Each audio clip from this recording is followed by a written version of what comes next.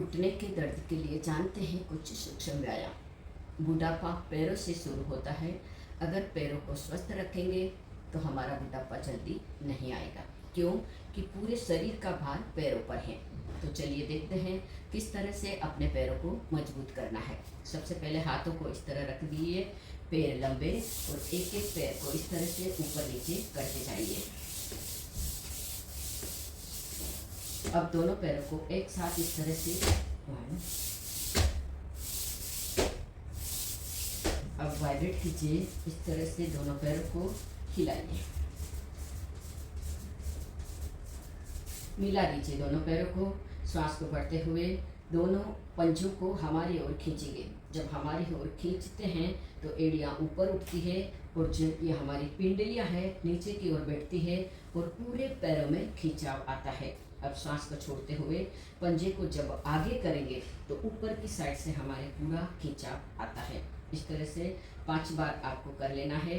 Video ज़्यादा लंबी ना हो इसलिए मैं 2 बार ही बता रही हूँ। इस तरह जब पैर को आगे की ओर खींचेंगे तो यहाँ से हमारा पूरा खिंचाव आता है। इस तरह से हमें 5 बार कर लेना है। श्वास भरते हुए हमारी ओर खींचना है, छोड़ते हुए सामने की ओर। अब दोनों पैरों को मिला दीजिए और इस तरह से गोल गोल घुमा दीजिए।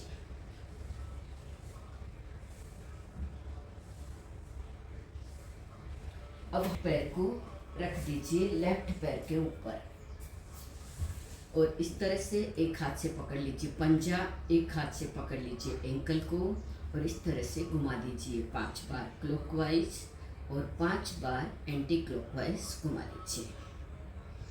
अब पैर को थोड़ा उठाइए और आगे रखें। अब इस तरह से आपको ऊपर से हाथ से प्रेशर देते हुए घुटने को इस तरह से ऊपर नीचे करना है। ये यहाँ से जो हिप जॉइंट होता है वो भी खुल जाता है। इस तरह से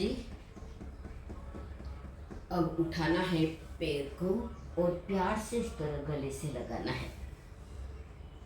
एक बार और, अब दे दो झूला।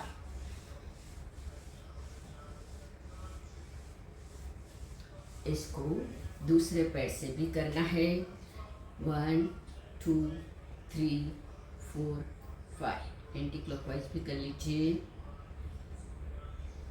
पैर को उठाना है, थोड़ा आगे की ओर रखना है और ऊपर से हाथ से प्रेशर देते हुए।